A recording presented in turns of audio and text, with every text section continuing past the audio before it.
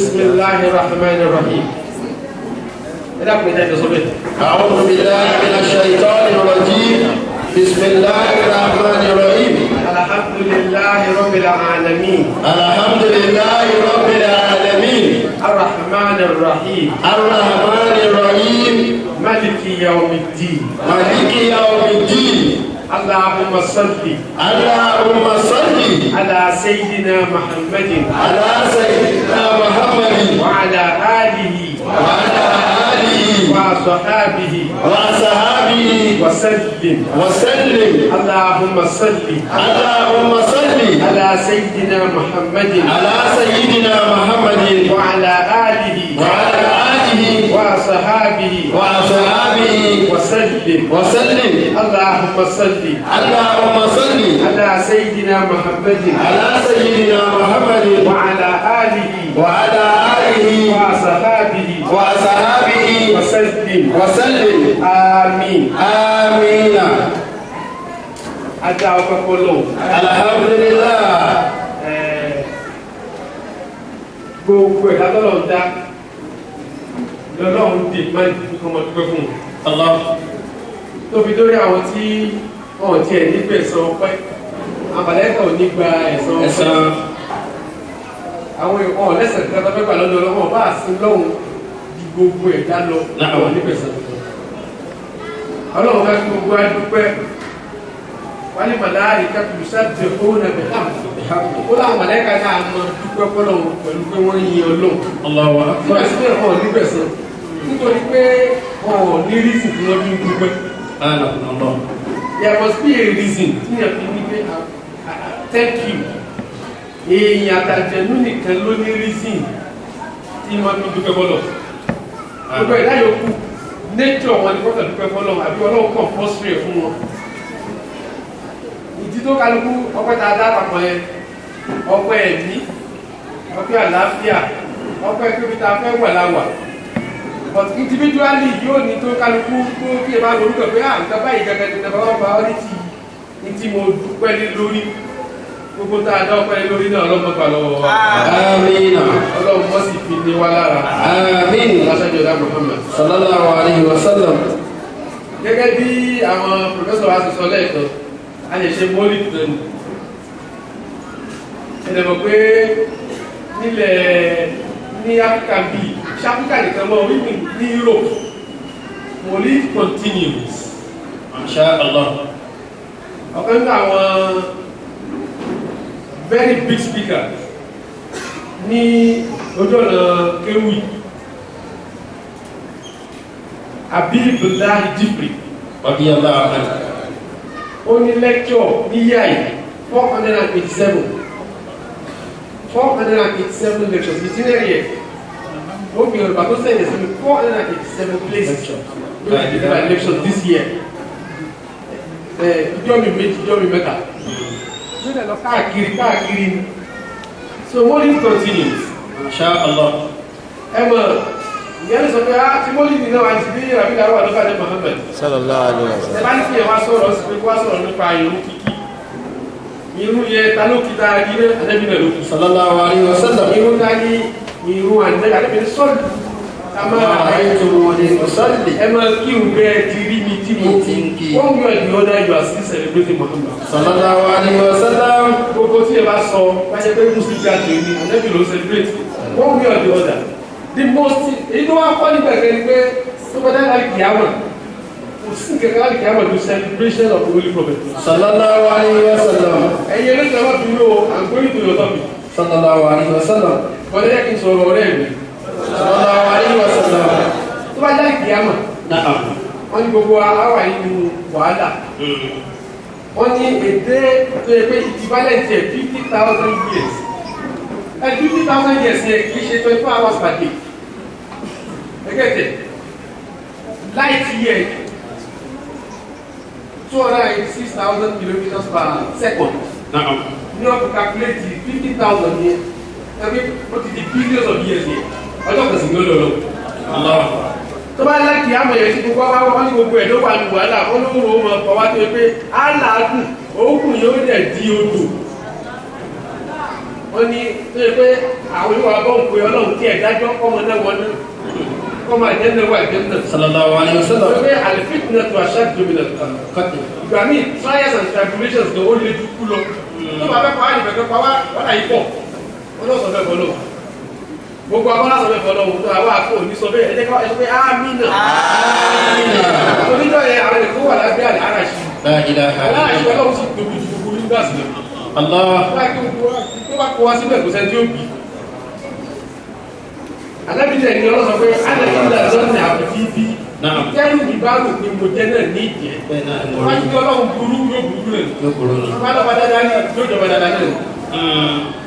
Angasa.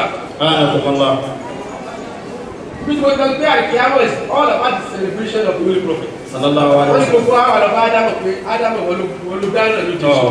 Olùdé ká wá sáyé sọ fọ́lọ̀ pé kó dájọ́ Ádámù ní pé ẹ̀yin náà ti sọ pé mo dáná ẹnu mi ò gbòòrò.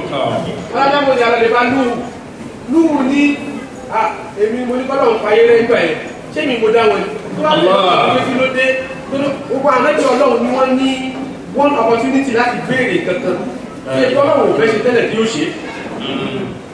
Gbogbo wọn. Wọ́n ní one opportunity ẹyọ kọ̀ọ̀kan náà lọ́wọ́ fẹ́ ní kọ̀ọ̀kan wọn. Ẹyọ kọ̀ọ̀kan ni. Èyí tó fún Ìsá. Alọ́gbọ̀n tí Ìsá sì lè ṣe.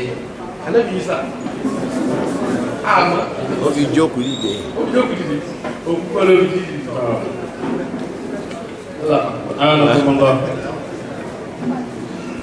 Bèrè oúnjẹ bẹ́ẹ̀rẹ̀ àtúnwò. Sallallahu alaihi wasallam. Ṣé mo pé tí o bá gbin igi mango? Naam. Tí o bá gbin igi mango, ṣé igi yẹn wù, branches wù, ewé wù ń bẹ̀ jáde. Tí mango tó jáde, flower kan máa jáde. Kí sábì tiẹ̀ tó rọ ní èyí fẹ́ jẹ́ flower tí jáde kí mango gan tó jáde. Alábì ní mango. La ilaha illallah. Sallallahu alaihi wasallam. Òkú dídìde ṣe big deal. Olóògá ni Muhammad. Sallallahu alaihi wasallam. Tó bá ka fáàtì àméjì lórí òkú tó bá jí ìdóni ẹgbẹ́ jòjò yín lójú. Tó lè big deal. Ó tó bẹ́ẹ̀. Gbogbo àlejò Ọlọ́run wọn ní nǹkan tí wọ́n fi ti wọn dá lára. Pàtó wá di àwọn àlọ́bá ní wúwo ní òun ti bínú ọmọ tó lóun ṣe. Ẹlẹ́ni bá Ibrahim, the choosing one, Alilu Rahman. Ọlọ́run ní gbogbo ẹ̀yin èèyàn lẹ́ẹ̀mọ̀ wá kí n fẹ́ràn èmi fún ara mi ni mo wá kí Ibrahim fẹ́ràn mi. Wọ́n ta hasan dá Ibrahim khalila. Ọlọ́run ní èmi ni mo wú Ànábì Ibrahim to be my friend. Naam. Ibrahim ó ní pé ọdún òun jíṣẹ́ Ọlọ́run lọ́wọ́ ni Ọlọ́run lè kà á kú rọ́. Bàtọ́ bèrè pé ta ló ṣe kí ní kan tó sọ pé èrè kan ló ṣe òun ò lẹ́nu mẹ́ o. Ẹ lọ lè bá Musa. Musa tiẹ̀ òun ló yẹ kí òfàtọ̀ òun ló yẹ kó yanjú ọ̀rọ̀ yẹn torí interlocutor ni Musa òun àmọ́ gbọ́dọ̀ communicate tẹ́lẹ̀ ó yẹ kó ti mọ voice Ọlọ́run kó ti mọ kóòdù Ó yanjú ẹ̀. Musa ní pé òun ti pààyàn ní o wọ́n tọ́ra lòun òun mọ kéèsì tí òun mọ dájọ́ tọ́lọ́wọ́ dàpọ̀ lónìí Musa ní ẹlòmí bá Ìsá Alayhi salatu wassalam. ẹ̀wọ̀n kó òun ní bàbá kò ní biological father tọ́pìkì ńlá nìyẹn lọ́tọ̀ Naam. oníbàárẹ́jíká padà ẹ̀rẹ̀ lè bá Ìsá Ìsá ó ní pé wọ́n bèèrè lọ́wọ́ òun pé ṣe òun lọ́lọ́run òun ò rẹ́sì gidi fún wọn inú èèyàn tó gbé tí ò mèsì pọ̀ rárá kí Ìsá gentility ni o Súfì ni àlébì Ìsá ẹ̀fẹ́ lọ́dọ̀ ní Súfì ẹwà ní okun yóò lókun ẹwà ló fà yóò ló fà Ìsá sí wọn lọ́wọ́ lọ́wọ́ ẹ̀yìn wí sí wọn lọ́lúwa ẹ̀yìn wí ẹ̀yìn wí yẹn lọ́wọ́ ní ìfèsì tó wà òkè ìmọ̀ tí ó dá lára fún lónìí ó yá ní táwọn ọ̀lẹ́ bá Ahmadu ó yá àti àmọ̀ bí i about the celebration of Muhammad lọ́lọ́ àwọn ọ̀lẹ́ bá Ahmad Muhammad Sallallahu alaihi wasallam. bàbá dọ́dọ̀ rẹ̀ gbogbo àtàwọn Ìsá gbogbo everybody kí ló dé ṣìpẹ́ wà ó ti ẹ̀dájọ́ fọ́mọ náà wọlé fọ́mọ àjẹ́nà wà jẹ́nà kàkàkà náà bí wọ́n fẹ́ fún wa ní excuse ọ̀rọ̀ tó sọ ògbẹ́nu ẹni kankan fẹ́ lò. La ilaha illallah. Àbọ̀rọ̀ tí ó sọ, nínú mo sọ pé ana laha. Ana laha, ana laha, ana laha, ana laha. Bàbá máa ṣàfà àti ana laha.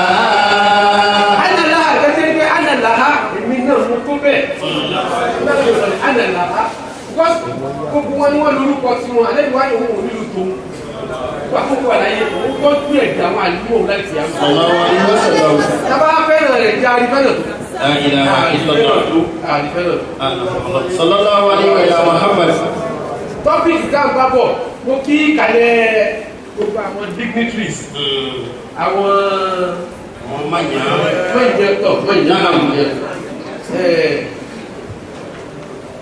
nínú ojúkò ìbáyìísì the only new place ní Alhaji Abdulateef ní àyè kìí ṣe new place Alhaji Abdulateef lọ́dún èmi o but new place ní Let's Get Better àti ní Al-Mubins kí ẹni tìjú ni wọ́n pọ̀ tí ẹ bá mọ̀ yóò pé báwo ló ṣe possible fún láti mọ̀ heart to feel nature ẹ̀ òkú so possible kó heart to feel but ẹ organize birthdays la àwọn mate mi kò lè wá tó bá wá tí mo sọ yìí náà làwọn ló sọ wọn lè kọ́kọ́ wọn lè rú láyé pé Razak ó mọ̀ ṣe wá sí ilé ìsọ̀rọ̀ nígbà tí wọ́n sọ ilé sọ̀rọ̀ problem lálọ́ tí bá ní mọ̀ gbọ̀ yìí ẹ̀yin lájọ́ àwọn tó lọ pé mọ́ ń gbọ̀ yìí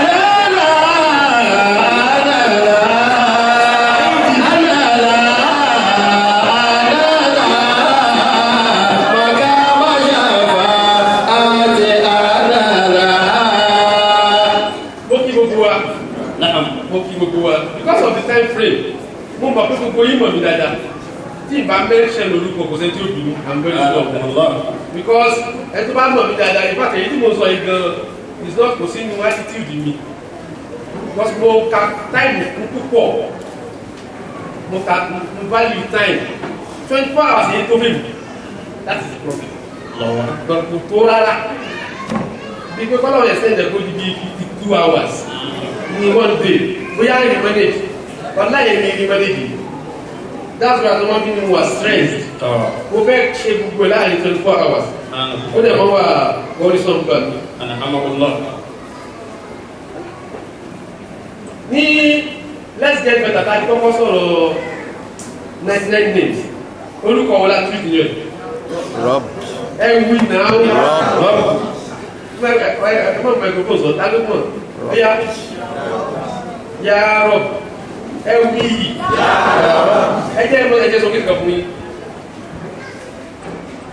gbogbo muscles tó wà lára ọlọ́run ṣe àwọn professor wa wáyà yìí gbogbo muscles tó wà lára wa pátápátá èyí tó lágbára jù ní èyí tó wà bí ahọ́n wọ́n ní in relative to the weight or to the size of the tongue ahọ́n lè gbé 3-story building pẹ̀lú muscles tó wà bẹ́ẹ̀ tó ẹ pé ilé yẹn náà lè wà related to the size and weight of the tongue gbá bó ṣe tóbi bí muscles tó wà bẹ́ẹ̀ àwọn bó ṣe lágbára tó nìyẹn kí ló tọ́lọ̀ ṣe bẹ́ẹ̀ tó ó ti mọ̀ bá àfi pé orúkọ òun ó ti wá help power ẹ̀ àwọn ló ní the most powerful muscles àbí lẹ́mọ̀pẹ̀ lẹ́mọ̀.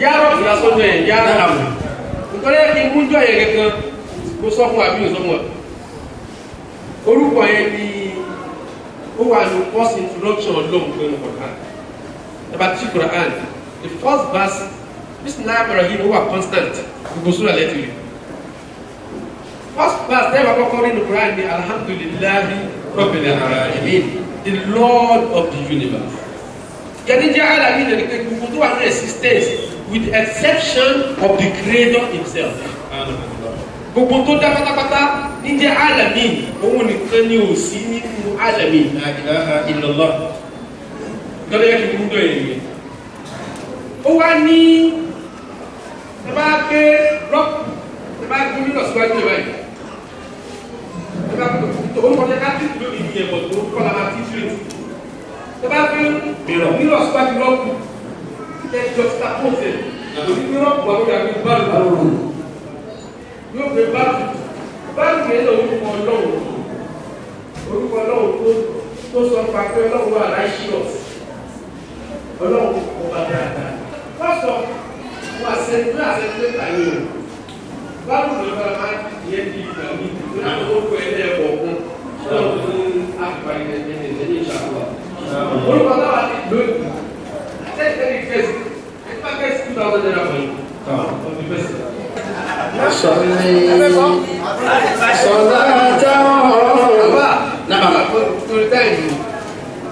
Latif lásọ̀rọ̀ pẹ̀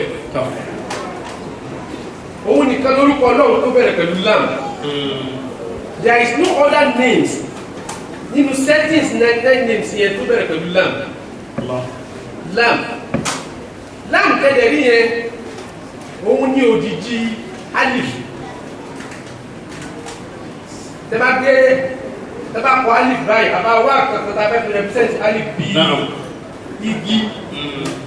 Tẹ́bá wo òjìjí ẹ̀ sálẹ̀ ẹ̀rí kí yóò kọ alif bọ̀ báyìí tó bá ní sálẹ̀ yóò kí báyìí. Yóò kọ òun ló represent alif. Lam yẹn ni creation, the first creation. Alif ni the creator. Lam yẹn ni wọ́n pè ní akíkàtú Muhammadiyya, the reality of the Muhammadan life. Lam nígbà ọmọ lórí àbájá àbúdásí ìbílẹ̀ ẹgbẹ́ lọ́bẹ̀. Ṣùgbọ́n mo fẹ́ sọ́m kí ní pẹ́pà pọ̀ nítorí pé a bọ́ sínú a new year. Nítorí pé 3 times 99 ní ká fún ọ bá ṣe pè ọlọ́run ká lè mọ ọlọ́run tá a fẹ́ pè ká lè mọ bá ṣe mọ pè. Tí a bá ń bẹ lọ́wọ́ ẹni pé ìgbà míì yóò dà pé àbí kò gbọ́ ni. Ibrahim Sata ó ní ìgbà tó ń struggle ó lọ́wọ́ wọ̀ pé àbọ́lọ́wọ̀ ò rẹ̀ wọ́n ti sọ́jọ́ ẹ̀ náà. Ó lè kó o ti jábọ́ ní ẹ̀dọ́ náà kò jẹ́ ẹ̀ láti kó o wà lọ ìmọ̀ lágbèjì olóògbé ẹ̀. Tí ẹ bá ń lé ìtẹ́tẹ́ ń pọ̀ sí ẹ̀ yóò dà pé kí ló dé sọ́lọ́wọ̀ ò gbọ́ tèmi ni. Ẹlòmíì ó sọ èdè kan ó fọ́pọ́nà ilẹ̀ Yorùbá púpọ̀ but mi ìròpé mẹ́bà lùsì kankan mọ̀ sọmọ why me ò dáa fọ́lọ́ wọ́n yẹ sọ fọ́lọ́ ó lè sọ fẹ́lò mi ò bó sọ fọ́lọ́ pé why me he knows better. Wọ́n fẹ́ kọ́ ṣe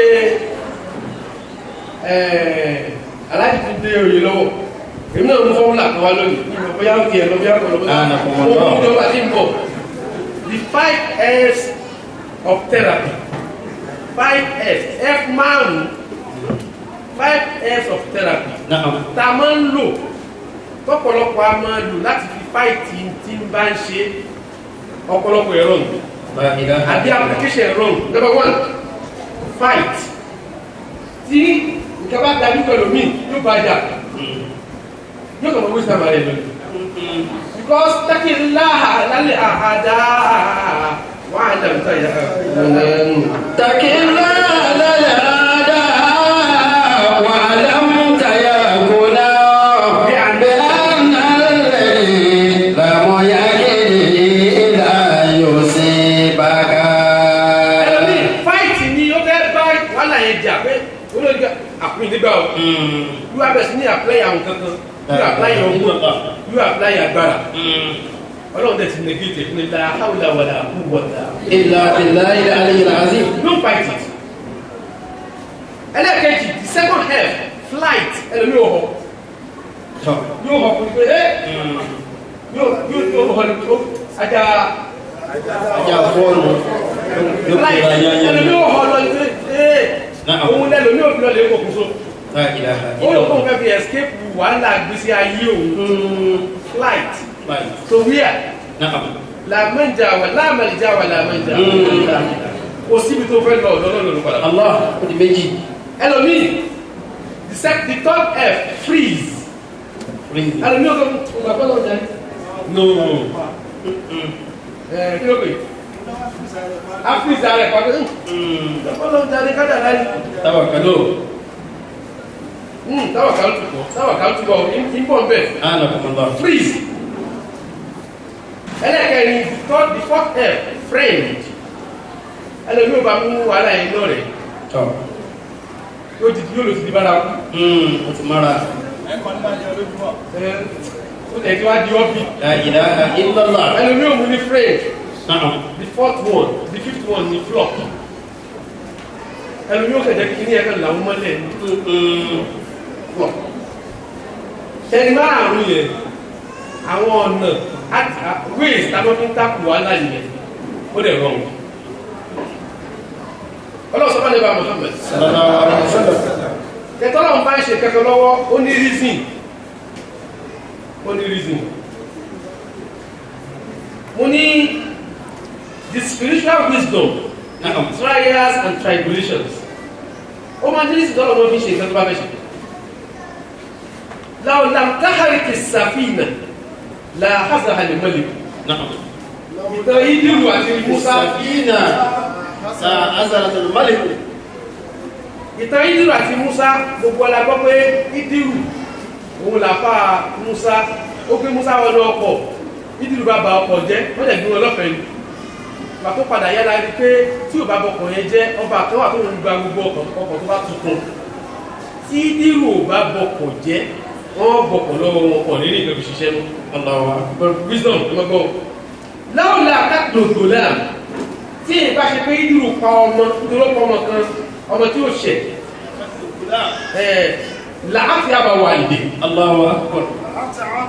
wàlìdè àwọn òbí rẹ̀ ó dáàmú àwọn òbí rẹ̀ ní Ọlọ́run fẹ́ràn wọn púpọ̀ nítorí kó fẹ́ràn wọn ó dẹ̀ ní fọ́mọ yóò padà kó bá ìgbẹ̀yìn wọn tó bá kọ́ wọn Ìdírù pa láwùlà àbí náà wò lè dìda ó bá délùú kan àti ọkọ̀ ojú tó bàjẹ́ àtọmọ tó pa wọn ò ṣe Ìdírù ó ṣe nǹkan tó wà negative fún wọn kò tó ní wisdom ní wọ́n wá délùú kan ìsìtájà bá àdà ha wọ́n ní kọ́ṣà àwọn lálejò wọ́n gbà wọn lálejò àwọn lálejò láwọn ìgbà níbi Ìdírù bá wá rí ilé kan tí ìgànnà ẹ̀ ti wó Ìdírù bá tún kọ́ ó tún kọ́ tí ilé yẹn fáìn Musa wá ní pé àwọn tó yẹ ká help kọ́ lé léyìí àwọn tó ṣe dáadáa fún wa gan help wọn ó bọ́kọ̀ wọn jẹ́ àṣé àwọn ọmọ òrukàn méjì kan ni wọ́n jogun ló jẹ́ kó jogun léyìn ìgbà tí léyìn ti wó àwọn èyàn ti kó mẹ́ whereas pẹ́pí ọ̀rọ̀ treasury pẹ̀lú ó wà lábẹ́ léyìn tí ẹgbẹ́ tó bá dàgbà láwọn ọmọ yóò mọ kóòdì ẹ̀ tí léyìn bá wà maintain tí ilé tó wà habitable ni àwọn ọmọ yóò discharge léyìn ọ̀ ní treasury yẹn so gbogbo tọ́lọ̀ bá ṣe ó ní tó fẹ́ ṣe dákùn ẹ bá sọ bẹ́ẹ̀ gbogbo tọ́lọ̀ bá ṣe ó ní tó fẹ́ ṣe tó ṣe lọ́wọ́ yẹn kọ́ ló fẹ́ ṣe kẹ́kẹ́ ó ní tó fẹ́ ṣe wáyé alẹ́ Muhammad sallallahu alaihi wasallam ó ní làwìtọ́ láàtún alàlẹ́gbẹ̀ ó ní tẹ bá rí kọ̀kọ̀ the hand of destiny tẹ bá rí bí ṣe mú fún ni la àpapọ̀ tó mọ̀ lè wà kíyà ìtí ń ṣe yí lọ́wọ́ ilẹ̀ pìfà because ó ní nǹkan tó tún lè jù bẹ́ẹ̀ lọ tó lè ṣe lábá fi ní làálà àti búkà mahamudu wàwà kíbuhu wàbú bá ma sọ àti àjìsà mọ̀bílẹ̀ ìlàlí. wàhálà àti búkà mahamudu wàwà kíbuhu wàbú bá ma sọ àti àjìsà mọ̀bílẹ̀ ìlàlí wàbú bá ma sọ àti àjìsà mọ̀bílẹ̀ ìlàlí. ìjọba ṣe yàn ọlọ́fẹ́ ṣe kankan ni àwọn pòfẹ́sọ̀ máa yàn yìí ó fẹ́ wọnú agbolé ní díẹ̀ ní kíní kan wá pé ní alchemy òun ní chemistry àbí alchemy náà ní chemistry alọ́ta lárúbá a máa ń pè ní kìmíyà kí mo pè kìmíyà Saheed wí dáadáa kìmíyà tẹ́tìrì alchemy yẹn òun ní science of transformation science of transformation. Allahu Akbar. Tẹ́lí different type of therapy ló wà sí ìjọba ṣe yẹn. Dua therapy wà, wọ́n ní kó ṣàdúrà. Sadaka therapy wà. Sadaka therapy wà. Flower therapy. Flower therapy. Yẹn ni oil. Wọ́n wá ní kúrò lórí rose.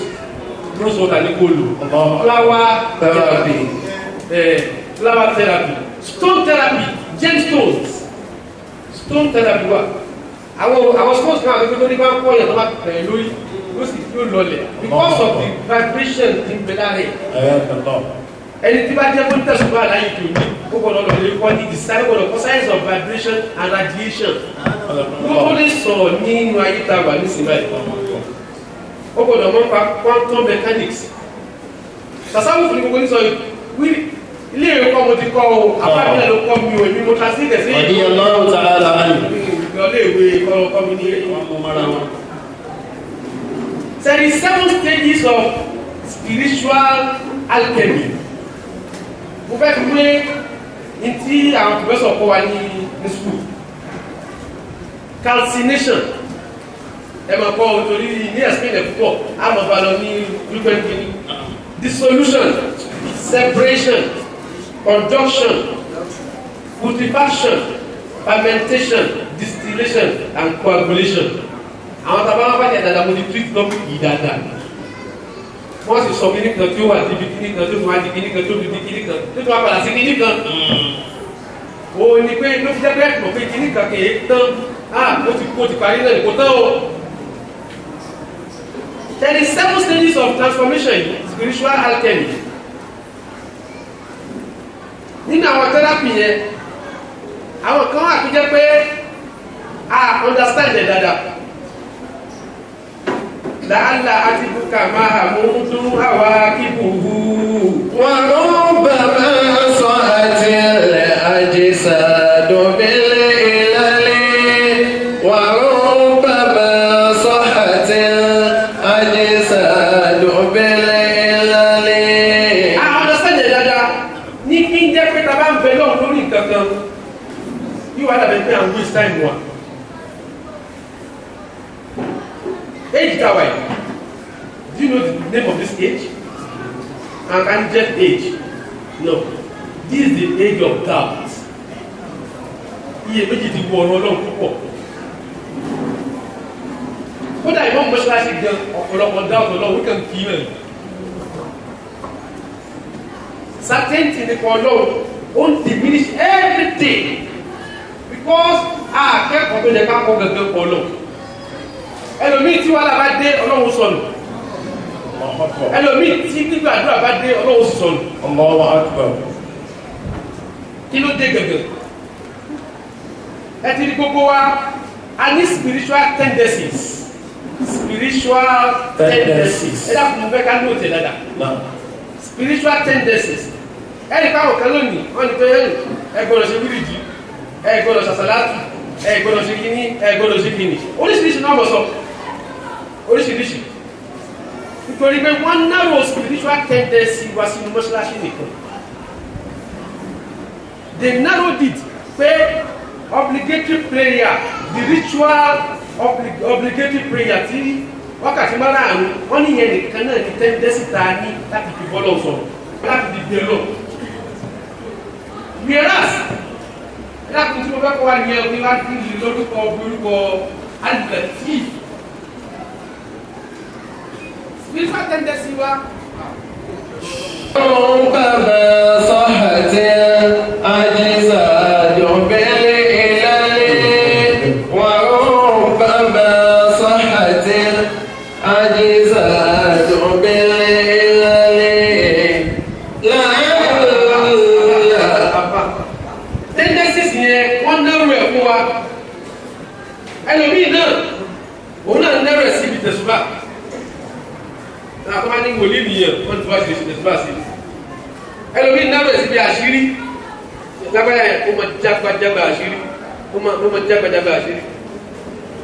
Ẹlòmíì nẹ́rù ẹ̀ yóò ní ìwà lẹ́sìn. Yóò ní tó bá ti ní Ọlọ́run nínú sọ́mọ̀lákejì òun ní láti sí lọ́hùn. Tó yẹ ẹgbẹ́ Ọlọ́run nílò. A narrow tendencies yẹn ṣùgbọ́n mo fẹ́ ká wo bí mẹ́rin àwọn opportunity ta ni. Alákọ̀ọ́kọ́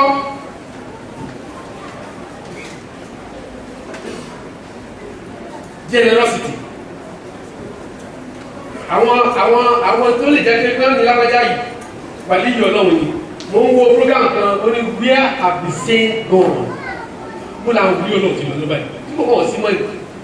Torí ta bá ka anecdote àwọn ẹni Ọlọ́run àti pé yọ́n lágbájá àkọlé kan báyìí tó bá ní kọ́lọ́ sí báyìí yóò ṣe àwọn arígbó ẹ̀rọ báyìí. Gbogbo lọ́dún. Àti gbogbo ìtọ́sọ fún ọyà àbá àlọ́ ni. Ìjẹ́ pé gbọdọ̀ wá sọ́kàn mi yẹn. Yìí ṣàlọ́, wọ́n sì lọ.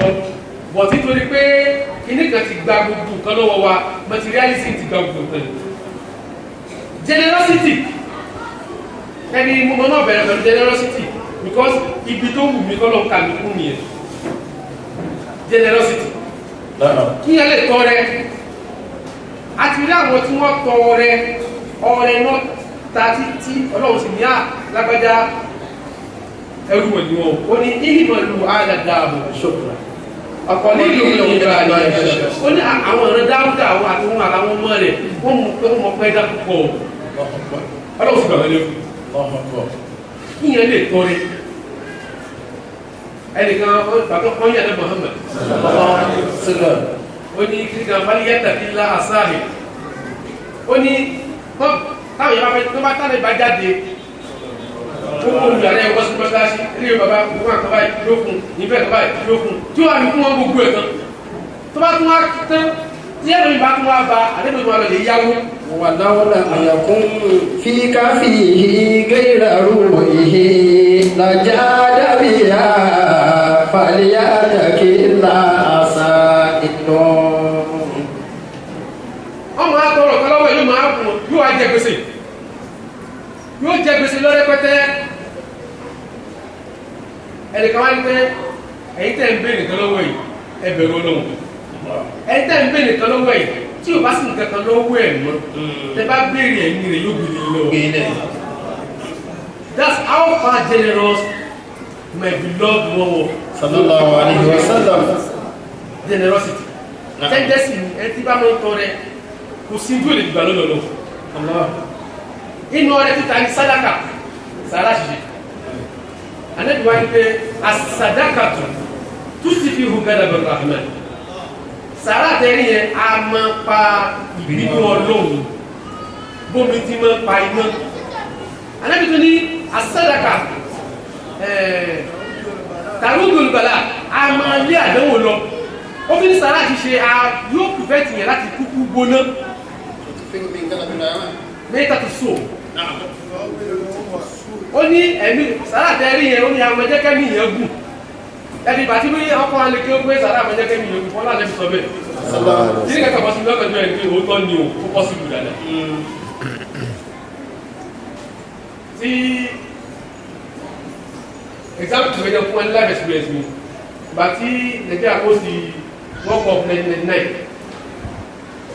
wọ́n á lọ lè wo bọ́ọ̀lù ní tẹ̀sí balógun àwọn ọmọ kan wà lójú ẹlẹ́gbà àwọn mo lè sọ pé gbogbo àwọn ọmọ eré àwọn tó wà lójú ẹlẹ́gbà fún ọ náà tí bá ti lọ alájì bá ti ní fún wọn ẹtì ní bá ti wá ń fa yáwó bọ́ọ̀lù yẹn tán tá à ń bọ̀ ọ̀kan kan pè mí ní ìnídàlúkú ẹ̀ ó wà lójú ẹlẹ́gbà dì sí ìta yẹn náà ló wà dì sí ó bá pè mí ní ají mo ní yẹs mo ní kí ló ṣẹlẹ̀ láńkòjì náà ló gbọdọ̀ fi bá wọn sọ̀rọ̀ mo ní kí ló ṣẹlẹ̀ ó ní ṣẹlẹ̀ owó bọ́ọ̀lù níbẹ̀ ni ó lè mọ́ gba clegg o clegg náà dàda máa gbà bọ́tà bá ń bọ̀ àwọn níbọ̀ mo ní kí ló dé ó ní ẹnìbọ̀ tó bá kọjá tó bá ní lọ́wọ́ àgbàkà àwọn gbàkà lẹ̀ ni mo lé clegg lè fẹ́ gbà ó lè mọ́ tẹ̀ wọ́n sà ó ṣẹ̀yìn nìkan ni èmi nìkan sì ní bọ̀ àwọn tí a jọ wá àwọn tó wá látọ̀ tàtàjọ lọ́wọ́ bọ́ọ̀lù wọ́n ti wọ mọ́tò ní stadium wọ́n ti wọ mọ́tò Òṣòdì ní stadium wọ́n ti lọ èmi nìkan ní náírà mo lé mi nìkan ni wọ́n sáré pé gbogbo àwọn tí mo mọ̀ láti Francis mo pè mo ní ẹ má gba clegg o gbogbo ẹgbẹ́ sáà tó gbogbo káàkiri that is the value of sada. bàtí mo dé clegg ní òótọ́ ẹni wọ́n tẹ́ ọ́ lẹ̀ tẹ́ nílẹ̀ báyìí wọ́n tẹ́ wọ́n na àwọn àdákalẹ̀ báyìí fún ara rẹ̀ ọmọ kó tó bá ní kalẹ̀ ní ọmọ rẹ̀ lọ. ilaha illallah. wọ́n ní mílíọ̀nù kan wọ́n ní mílíọ̀nù kan àjí kò sówó lónìí ó ní àbí ìdòwó lónìí. wọ́n sì bí wọ́n dẹ̀ sì mí tí wọ́n sì sì mí dé ìdí òru àwọn méjì sì mí dé ìdí òru náà ẹ̀ẹ́dì òsì rẹ̀ wọ́n fi ìdè pàtó dé ìdí òru ó ní ẹ̀ padà ẹ̀wọ̀n lọ́lé. Ànábì òótọ́ ló sọ. sallallahu alaihi wasallam. Generosity. Ẹlẹ́ẹ̀kejì lórí táyì kí ẹ mú orí táǹkì kí ẹ wà táǹkì orí kí ẹ lè dúpẹ́ fọ́lọ́run kí ẹ lè mú orí ìyẹn sì mú orí fọ́lọ́run dàrẹ́tì ẹni tó yẹ Ọlọ́run ta rẹ̀ ṣe orí fún ẹ ló kọ̀kọ́ mú orí fún Ọlọ́run sọ fún lágbàdá mú sẹ́yìn láti na Aisha wọ́n ní tó bá fẹ́ fún oníbàárà lówó wọ́n ní yóò wá pẹ̀fíìmù owó yẹn yóò fi pẹ̀fíìmù ẹni tó wá ní kí ló dé tèrè wọ́n ní wá bí ẹ̀ṣẹ̀ lédè òní wọ́n ní ní pọ̀ mítí bídíà irú bídíà wọn ló ṣe ìwà Aisha ó ní ọkọ mi sọ fún mi pé sallallahu kí alaihi ẹ bá fẹ́ wasallam. fún oníbàárà lówó kó tó kan ọwọ́ oníbàárà yẹn ọwọ́ ọlọ́run ni ó kọ́kọ́ kàn òun wá fẹ́ kọ́ ọwọ́ ọlọ́run tí ó kàn yẹn lé lòun fi pẹ̀fíìmù mú. La ilaha illallah. thankfulness. Na'am. kí yẹn wà grateful. tendency kan ni tó pé spirituality ẹ̀ high ṣé àdá àmọ́ ti jáde. ó tiẹ̀ sọ ni pé kò sí spiritual tendency tó kí ẹ̀ mú orí. ó ní bàáyì. ó ní bàbá òun wọlé òkiri. ó ní wàjáde ìsìnkámà kàfíà. ó lóun ní rushing púpọ̀. àwọn tí ń gbàwẹ̀ àti òun tẹ́lẹ̀ ẹni ọ̀nà lẹ́kún àwọn ìgbà èrò pọ̀. àwọn tí ń ṣe síkìrì òun bá wọn lọ́pọ̀. ó ní ìsìnkámà kàfíà. ó lóun bá wọn rẹpẹtẹ ń bẹ̀. ó ní títí ẹmọ́jẹ̀ kí n dọ̀bí thankfulness iṣẹ́ òtẹ́ tó dínkù. ó lóun wá rí pé èrò ọ̀pọ̀ ní ojú ọ̀nà humility. ó lóun wá rí pé èrò ọ̀pọ̀ lójú ọ̀nà humility. ó lóun wá kó síbẹ̀ òun wọlé. ó lóun kó síbẹ̀ tán kó ń wọ́ ìbáyìí ó kàn tún lérò rẹpẹtẹ. gbogbo ojú ọ̀nà ẹ̀jẹ̀ ló ní limitation ti ní ibi tí ìyẹn tó lè wọlé at the time. ó lóun wá bí lọ́wọ́ lọ́wọ́ pé ìwọ ló tún wá tóbi dé pé bàbá kó síbẹ̀ ojú ọ̀nà yóò mọ̀ ẹ̀fẹ̀ sí ní ọlọ́wà ní kí ẹ wà thankful. Allah. Gratitude. Na'am. Gratitude because la in shakartum la azidannakum. ẹ bá ti ń dúpẹ́ ní ìmọ̀ ṣàlékún lẹ́kùn yẹn kàn mọ́ fẹ̀ sí. lẹ́kùn yóò kàn mọ́ fẹ̀ sí. Allah. but mo fẹ́ dúró níbi humility ẹ̀ díẹ̀. gbogbo àtàwà ní ìbáyìí. Kí ni the major problem that you whether spiritually, morally, or ayé ìgbẹ́ Yorùbá àti ìlú sọ láyé ìgbẹ́ náà kí ni major problem that you tó ṣe pé òun ni major obstacle wa to success ní gbogbo fíìlì tàwa fẹ́ dáwọ́ ìlọ́lá tí bá fowó sí ìsàmì yóò lọ́wọ́ Allah ta ló mọ̀ pride ego but what the ego òun kankan ni o but kí ni mo fẹ́ kí ni kankan fẹ́ sọ kí ni kankan just one alphabet I èmi èmi yóò fọdọ̀ dání èmi lákòókò ẹ̀yìn Allah mọ kí ni kan tó fọ́ ni ọkọ̀ wa ni wíìlì ọtún wa mọ̀ wọ̀nyẹn mo fẹ́ lọ sí fíìmù yẹn o kò sínú fíìmù tẹ́lẹ̀ máa fẹ́ fún ọ̀dọ̀ fíìmù bàbá ní Ọ̀túnbàdàn bó ṣe dé sí gbogbo láti rí àbí. in reality Ọ̀túnba kọ́ la rí yẹn. èso òun. the nǹkan tí ń jẹ́ Ọ̀túnba gangan is not this body. ẹ mọ̀ àwọn ṣe mistake tí ẹ bá kú. àwọn ni àkókò èrò gbé kalẹ̀ mọ̀nìlá àmín wọ́n mọ̀nìlá màmú. Amin. Apa dia rumah aku? Lalu ẹrù wo ni wọ́n rù. Tí wọ́n bá ní lápájá sí ó kú, á lẹ́nu kó lára rẹ̀, àbí? Ẹ̀mí tó kó lára rẹ̀, ẹ̀mí tó kó lára rẹ̀, ẹ̀mí yẹn ló jẹ́ kó ṣubú kárí. Ara tí ẹ̀mí wá kó lára rẹ̀, ara yẹn ní ìwà ṣubú. Ní ìmọ̀ bóyá mo rí mẹ́sàn-án. Ta ló ń ra àwọn gẹ́gẹ́ tí kẹ́tẹ́kẹ́tẹ́ bá rú ẹrù? Wọ́n á gbẹ́rù yẹn bọ́lẹ̀ lórí ẹ̀. Bọ́n ṣe sọ pé mi jábọ́ lára wa yìí. Ẹrù ló bọ́lẹ̀ àárín yẹn. Kẹ́tẹ́kẹ́tẹ́ dúró. Wọ́n tó bá léyìn wá kú. Èyẹ á rí kó olówó lulẹ̀. Ẹ̀mí ń dá. La ilaha illallah. Tẹ́tí háì tó máa ní háì lọ́dọ̀ àwọn oníṣúfí. Tó máa ní háì tẹ́lẹ̀ wá ìlú ẹlòmí ni. Show me yourself. Ẹlòmí ti mí rè. Yà fọ́ àyà. Ẹlòmí ń lọ́wọ́ ẹ̀ ní. Àti lẹ́yìn tí ò lọ́wọ́ èèyàn náà ni. Allah. Pẹ̀lú àwọn technology kó wa wọ́n bí àwọn ọmọ míì sí omi ò fẹ́ ìdígbà àyà ẹ̀kọ́ yìí ló wà normal Ọlọ́run jẹ́ káwọn pé gbogbo tó wà lára ní ìyẹn wọ́n lè dé yẹn ní ìwọ̀n jẹ́ kò sí ní nínú àwọn báàtì yẹn. La ilaha illallah. ó lè pe gbogbo ìlànà náà sí pé àwa ni yẹn kọ́ làwọn. mo ti sọ fún ari ní tó súnmọ́ ìyẹn tó wá ní wúwà jù tó súnmọ́ jù yàtọ̀ kí sọ́mọ̀ tó máa tọ̀ fún náà lóṣù kí ni yẹpẹ kí tó súnmọ́ wá jù yẹn tó súnmọ́ reality ọ̀ yẹpẹ̀kẹ́ kọ́kọ́ ni wá. aláàláhùn lè hàlíkù wà láàrùn. aláàláhùn lè hàlíkù wà láàrùn. tabaraka Allahu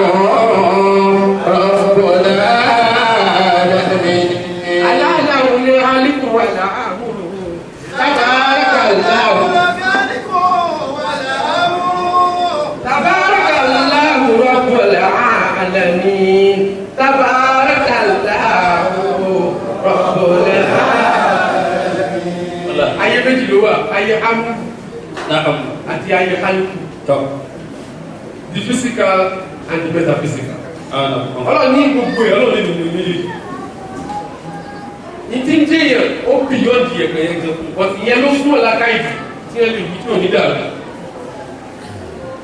Ẹ bá wo tẹ́lẹ̀ mọ̀ pé ẹni tí kìíní ẹ̀ bá ti wà lára ẹ̀ onídébi ti lọ. La ilaha illallah. Kódà kó ló fóun tẹ òun progress wà láì tẹ̀lé tó bá padà rí irú tẹ́ndẹ́nsì ibi tó yẹ kó òun ti láyé yóò fún pé yé àkóhùnṣe ra òun. Àríbá àtọ́.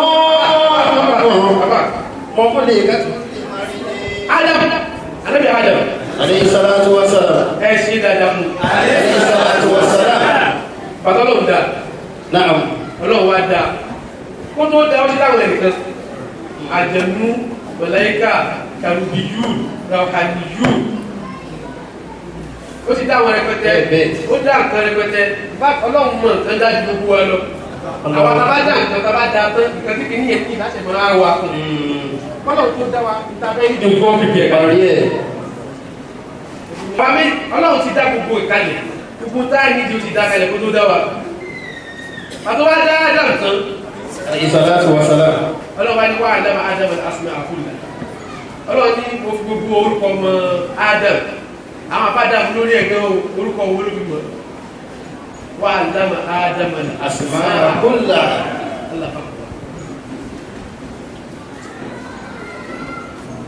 orúkọ olóbìmọ̀ fẹ́ràndọ̀ nítorí lọ́bìlà tí ìgbẹ̀ ká kó but ẹ̀ṣọ́ àtàlù orúkọ tó bìmọ̀ àwọn orúkọ names because plural ni and asma hakula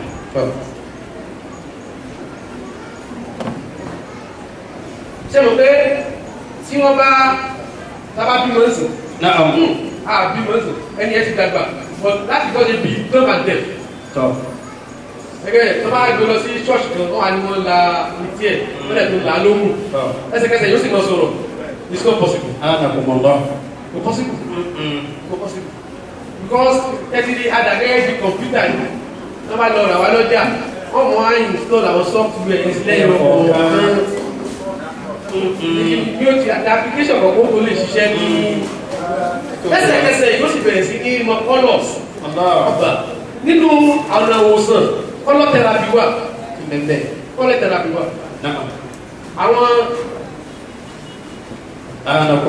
àwọn melancholic diseases kan wà pé tó bá ṣe èèyàn color náà kò prescribe fún ọwọ́ aṣọ báyìí onídàádúà wọ́n ní irú aṣọ báyìí ní kó mọ̀ wò irú aṣọ báyìí color báyìí ní kó mọ̀ wò kódà gbogbo kí ní sọ yìí kò sí ẹni tó takò ní àyè tó ayàkùnrin nípa gbogbo ẹ̀ bàtí àwọn Musa bẹ́ẹ̀ jù ọlọ́run ní páàkì òun lóòrùn àtàsùrù náà sí ọ̀sán ìwá pẹ̀lú tó jẹ́ pọlọ yẹ́lò ó ní ẹlò ìyá mi ẹlẹ̀ color therapy wà color therapy sound therapy nígbà sound therapy the therapy of breathing breathing itself ṣáàbọ̀ lọ́sọ̀ ẹ̀fún adé òní the science of breathing ẹni tó bá ṣe sí kìrìírí àbólọ́lá àsáàtì láàdá àìdá tẹ́bá ṣe tààtàrà kan fúnra ẹbí 31 hour later tó bá sùn you sleep deeply and sound because within that tó ṣe láìdá yẹn o ti breathe to breathe breathing therapy gbogbo ẹ̀ á débẹ̀lẹ̀ ọ̀kan akọ̀mọ̀ba ló dé ìgbẹ́ ni ọ̀gá tó wà ní àwọn orí ilé ẹ̀ Adam àwọn orúkọ ìta ló mọ̀ ọ̀sẹ̀ ló mọ̀ tọ̀ àwọn orúkọ tó kọ́ dádámọ̀ tí Ọlọ́run kọ́ wà nípa Adam kìí ṣe alphabetical names numerical names 1 to 9 gbogbo tó kọ́ lónìí because after 1 to 9 is nothing again lóbi ní kúrò dáa gbogbo ẹ̀ tí gbogbo ẹ̀ wá jẹ́ gbogbo mi pé 0 to 9 bí 1 to 9 gbogbo kọ́ nìyẹn tó fi jẹ́ pé 1 plus 2 plus 3 plus 4 plus 5 plus 6 plus 7 plus 8 plus 9 45.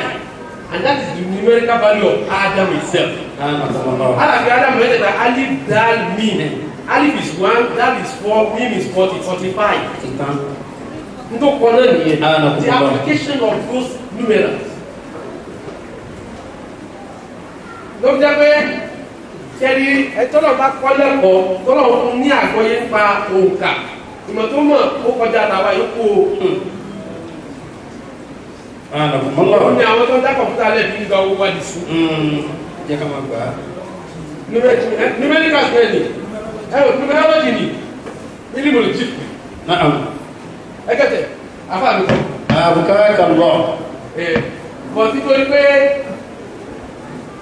ọ̀tọ̀ ni tó bá kọ́ fi mọ̀ yẹn ìjọba yìí tó bá kọ́ fi mọ̀ yẹn o ìpùnà ìsọ tí ọ̀tún bá jẹ́ sínú kò yára lọ numerological ọ̀tọ̀ọ̀tọ̀ ní ìjọba yìí tó kọ́ fi mọ̀ yẹn ọ̀tọ̀ kọ́ mi radiyallahu ta'ala. numerology yẹn òun náà lẹ́yìn pé kọ̀mpútà ní language tẹ̀ kò gbọ́ Yorùbá kò gbọ́ Òyìnbó kò gbọ́ Lárúbáwá 10 10 10 10 10 lókè lọ kọ̀ǹpáǹtì ẹ̀ ní látẹ̀ BACK báàmì àgbàgbé ó kọ̀ǹpáǹtì ẹ̀ sí láńgbéjì ti kọ̀ǹpútà òun ló gbọ́ yé kí wàá fèsì padà 01 àbí 001 110 11 0000 kí wàá gbé padà àwọn máa ń rìn lórí screen. La ilaha illallah. Exactly bí wàá yìí ṣe sọ̀kalẹ̀ bá dẹ́bi. Sallallahu alaihi wasallam. Jìbìlì wá kà fún Lárúbáwá. It comes to his heart. Translation ẹ̀ báwo ṣe gbọ́ yìí làdẹ́bi ń kala wa gbọ́ yìí. Sallallahu alaihi wasallam. Nàzẹ́lá wo aláàgbọ̀ bíkà ìdúbà yìí náà wọlé nọ́ọ̀sì. Aṣọ sínú ọkùnrin rẹ̀ kó o lè bá a ṣàlàyé ẹ̀ bá a kò yẹ kí o language àti language. Anakumullah. Allahu akbar. Àwọn ìwọ́n kò sí sáà kò sí kí ni o mọ̀. Àbíbi tó mọ̀ ní o jẹ́ pé bí àbí tó mọ̀ bí ti jẹ́kọ́jẹ́kọ́.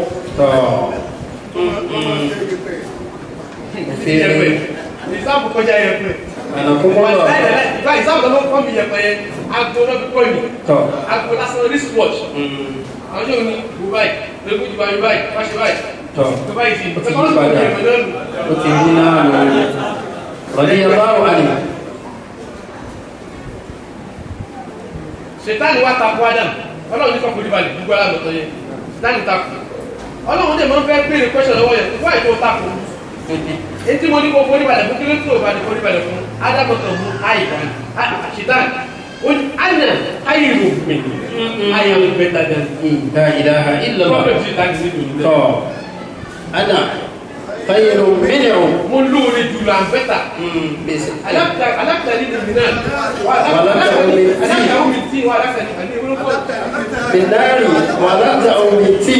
inú iná ló ti dá òun ó dá alábà láti di jẹ̀pẹ̀ ó ní iná wà mọ́ ọ́ àfùdá ni Yẹ̀pẹ̀. lọ́dọ̀ tiẹ̀ Tọ́. ó ṣe yé ni ó rí pé iná ní fọ́nẹ̀sì ó ní ìtì ní ó ní Tọ́. ẹ̀dísọ́ọ̀tì pàwọ́ wà lára Ó ní bẹ̀rù. ó ní ó bẹ́ta jẹ̀pẹ̀ ọlọ́run ní gẹ́gẹ́ wá yọ ní pé èmi mo bọ́ ara mi mọ yẹ̀pẹ̀ yẹn èmi ló bá rí òbá mẹ́rin yẹ̀pẹ̀ ṣe lónìí wọ́n lọ bá ṣe kọ̀dẹ́mù ṣìdáàdì tó yẹ ó kàn ní láti sọ pé à ń sọ́ọ̀dù ó lọ bí kí wọ́n sì ṣìdáàdì sí kó sọ pé ó dẹ̀ fún níbalẹ̀ yẹn ó ti tán La ilaha ẹni tó bá ní kò pọ́sibù òun ọ̀dásán Kùránì ní iná láhà ìyá dùgbìrì tuntun rẹ̀ sí ẹ̀ṣẹ̀ tí mo lè mórí ẹ̀mí sí. ó ní wàrà àmọ́ tí wọ́n sì àbíkú ńlá ṣe ó ní ìkẹ́ ẹ̀mí ó gba gbogbo nǹkan láyè gbogbo nǹkan sì táyọ̀ sínú nǹkan nínú nǹkan lòun náà wà Allah. ládàá lágbára Anakumullah. ọkàn Tọ́. bẹ́ẹ̀ lọ bí orúkọ ní láti Allah. Allahu latifun bi ibadihi yarzuqu man yasha'u wa huwa al-qawiyyu àwọn yẹn ti sálà bí fún yìí. Allahu latifu bi ibadihi yarzuqu man yasha'u wa huwa al-qawiyyul azim. Allahu latifun bi ibadihi yarzuqu man yasha'u wa huwa al-qawiyyul azim. Allahu latifu bi ibadihi yarzuqu man yasha'u wa huwa al-qawiyyul azim. La tudrikuhu al-absar Yudrikul absara wa huwa al-latiful khabir. àwọn ẹgbẹ́ pọ́pùlà ni àbí. Na'am. òkè yìí tí Latifu gbẹ̀gbẹ̀ kú jù aláya alámùmán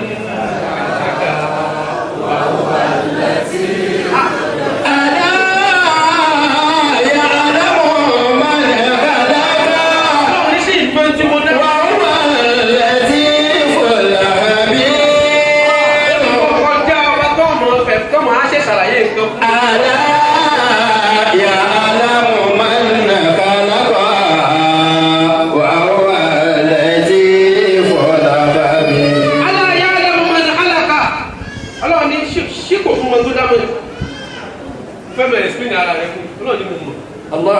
mo mọ̀ ọ́ dúró rẹ̀ láti mo fẹ́ develop the meaning latif Naam. a máa pè ní àánú torí pé ìtumọ̀ ààrí inú èdè wa dáadáa the only language tí yẹn lè fi tú àwọn words nínú Quran wọ́n kí yẹn jẹ́ kí yẹn máa semantic languages mi àwọn èdè tó yẹ pé àwọn náà gbàtúrà Judaism Christianity tó bá mọ̀ nípa èdè wọn ló lè fi tú àwọn words nínú Quran tó bá mọ̀ ó kàn yàgbọ́n lò fún wọ́n fi yá láti àánú lò fún latif ìtumọ̀ latif àwọn òyìnbó tún kẹ̀kẹ́ jẹ́ sọ́ọ̀tù Sọ́kù. ẹ mọ̀ pé kí ni ẹ̀ ṣe rí mi mo fẹ́ ṣàlàyé ẹ̀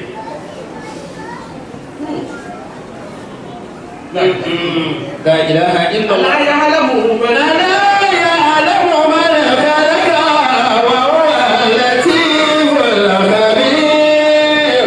ألا يعلم من خلق وهو اللطيف الخبير. ẹ mọ̀ wò ní pé mi bàbá láti أنكم الله. ألا يعلم من خلق وهو اللطيف الخبير. ألا يعلم من خلق وهو اللطيف الخبير. ẹni nǹkan tí latif mi gẹ́gẹ́ ni pé o débi tí o ti rò pé ó rí dẹ́kun o kàn rí dẹ́kun rẹ̀ at the extreme negativity at the point of the extreme negativity o kàn bá fabulous positivity La ilaha illallah. nǹkan tí jẹ́ latif Peter ó ti tán. ó ti pẹ́ pé kò possible ọlọ́run èmi Ó wá bá nǹkan pọ̀ mbẹ́. èmi nǹkan tí jẹ́ latif nínú ló sọ lọ́pàá semantic letter ibi tí latif yẹn lò tábà àwọn àtàjẹ́ ọmọ èkó ní sọ àwọn ìyàwó tó bá sì lọ rẹ̀ أنكم àwọn الله. àtàjẹ́ ọmọ èkó tábà tí mọ́tò bá ń kọjá lọ àwọn mọ́tò àwọn church ẹbí ọkọ̀ El Shaddai omi ọkọ̀ Adonai omi ọkọ̀ Elohim Shalom máa mọ fún oríṣiríṣi sí Allah akbar Allahu Akbar. láti mọ̀ tó ń dárúkọ ọlọ́run náà mo fẹ́ tú díẹ̀ fún wa mẹ́ kí pé wá fi tú láti ẹ̀tọ́ wá ní Adonai Adonai ní rọ́ọ̀bù blood ẹlọ́gbẹ̀rún Genesis 18:3 tó bá ní Eliyun Eliyun tó bá rí báìbù tó jẹ́ pé Hebrew lọ fi kọ́ lẹ́rìí àwọn kẹ́ni sọ yìí àbí ètò ìpé wọ́n máa ń hospital wọn wà bracketed that is the most high àwọn kí ní ẹjọ́ra wọn Eliyun Aliyu ni ẹgbẹ́ semantic language amadu أنكم الله. yẹ wà ní Deuteronomy 26:19 El-Aman the faithful God Al-Aman náà ni Aman Iman الأماني. yẹ wà ní Saidi ọlọ́run bọ̀ أنكم الله. Deuteronomy 7:9 tẹ́bá wo Eligahi Náà. H-A-H-Y torí pé ní Hebrew àyìn G náà kọ́ fi bẹ̀rẹ̀ G-H ní àyìn bẹ̀ ẹgbẹ́ ìtẹ̀ tó kọ́ bẹ̀rẹ̀ ní Al-Hayyu the living Eligahi Al-Hayyu أنكم الله. mo lọ bí latif ni o the living God that is in Joshua 3:10 Elohim gbogbo àlùmí ìṣẹ̀lẹ̀ jẹ́ kẹtì mẹ́yìn àbí alúhìmì aláwù ló sọ ẹ̀kì ní ìlú tí akùnrin jẹ́ Salman tí bá fẹ́ pè báyọ̀ fún ní ọ̀nà ibi pé wọ́n fi lọ́ fi your excellency ní Salmani yìí. Ẹgbẹ́ tẹ̀ tó fi jẹ́ pé ẹ bá wo báìbù torí pé wọ́n bá dárúkọ àwọn ṣáàtà joe kan tí wọ́n dárúkọ Paraclet, the comforter is coming. Wọ́n kọ́ ní Muhammadin.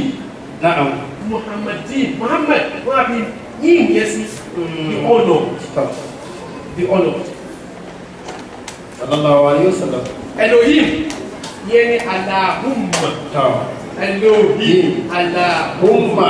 That's God. Genesis 1:1. Eléyìí fine. Elohim ọlọ́dẹ ẹni pé torí kéèkì ṣe tọ́lọ́ ọkọ mi lélẹ̀ yìí o. Àmín. Ní káàkiri ni. Elohim Bashmawati. Elohim Bashmawati. Ilahu Samawati. The Lord of the heavens. Anakumullah. Ẹ bá sọ́kà Allahu Akbar. Allahu Akbar. Ẹ sọ́kà Allahu Akbar. Allahu Akbar. Allah.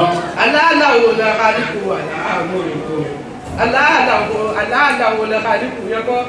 ألا يعلم من خلق وهو اللطيف الخبير. ألا يعلم من خلق وهو اللطيف الخبير. Ọlọ́run fẹ́ ṣàánú wa. Àmín. Ẹni latif yẹn, àwọn èèyàn mọ̀ sáájú, àwọn ọmọ bíbélì lóhùn púpọ̀. Ó sì ṣe bíbélì lóhùn púpọ̀. Orúkọ ní orúkọ tó sáàjì nínú àti mọ́lá ní ìsinmi náà wà nínú ẹ̀. Táyà pé orúkọ ká máa wí kí orúkọ Ọlọ́run ló jẹ́ kí ẹ wí. Ọ̀dùn mọ̀ bẹ́ẹ̀ bá ṣe Ọlọ́run sí ní orúkọ yóò wọ́n lágbára sí. Àwọn ìṣẹ̀lẹ̀ àdìbò láti pa ìgbàsíkà yálà ti fọ́nrán 99. Every day. Láyé kí ló tẹ̀ ṣe ní 120. ألا يعلم من خلق Àmì ni وهو اللطيف الخبير. àyà Ádámù. ألا يعلم من خلق وهو اللطيف الخبير. Numerical value is 129. Lamb is 30, Thor is 9, Yao is 10, and Fowl is 80. 129. Wọ́n máa ní ká ṣe yálà tí 129. Wọ́n jẹ́ máa ṣe ọlọ́mọ. Ọgọ́rùn-ún àti ọgọ́rùn-ún. Kí ló dé? Ṣé kí rí ìyẹn tí ẹ bá ti ń ṣe bẹ́ẹ̀ is for general success. Àti pé kọ́lọ̀ ń bá yẹn tó wọ yẹn. Now. If you want to be specific, bí lè lọ nìyẹn. If you want to be specific pé nǹkan báyìí gẹ́gẹ́ ní pẹ́ lọ́dọ̀ lọ́wọ́ 133. طب أنكم الله. 133. Yes, I think 133. I'm going to give you something very very big now. أنكم الله. Wọ́n mú mọ̀ pé gbogbo akọ́lá lè ṣe. طب Bọ̀dá àtọ́nà bá ní ká ṣe wà láyé àpàdé àlọ́lọ́. إن شاء الله. 133 years at it. If you know the science of breathing, okay, sábà kọ́ wọn pé breathing. Wọ́n máa ní breathing. Láyé bá ṣe bá wà pálú kó lọ lè báyìí. Wọ́n yẹ breathing, ó yẹ kí n ga ni. If you are breathing, ó yẹ kí mi wà pọ̀ lọ́pù. نعم. Àwọn àwọn àpapọ̀ sí wáyé. Breathing ẹ̀ tó máa mọ bó ṣe ṣe, tó máa mọ bó ṣe breathe out. Tó bá ti ṣe bẹ́ẹ̀ lẹ́ẹ̀mẹ́ta, ó ní power láti head the breathing for some more than necessary. I mean more than required. Ó ní power láti tell the breathing. Tó bá lè ṣe yálà tí 133 on one breath. طب. Ó pọ̀. oníṣẹ́ mi. It's about practice.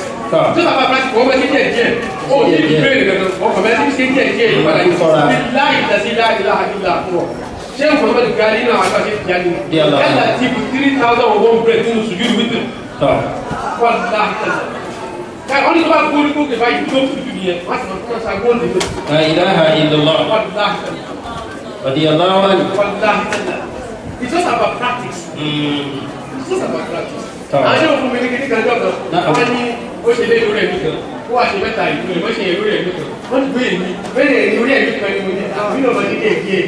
Ẹ̀yẹ ọmọ ṣẹlẹ̀ ẹ̀yọ kọ̀ọ̀kan lórí ẹ̀mí kan láì ṣe lórí ẹ̀mí kan. Gbogbo alágbó tí ì sọ yìí ìgbẹ́ ní ìlà àwọn ẹ̀mí. أنكم الله. Gbọ́dọ̀ sọ fún ènìyàn mọ kí ẹ̀.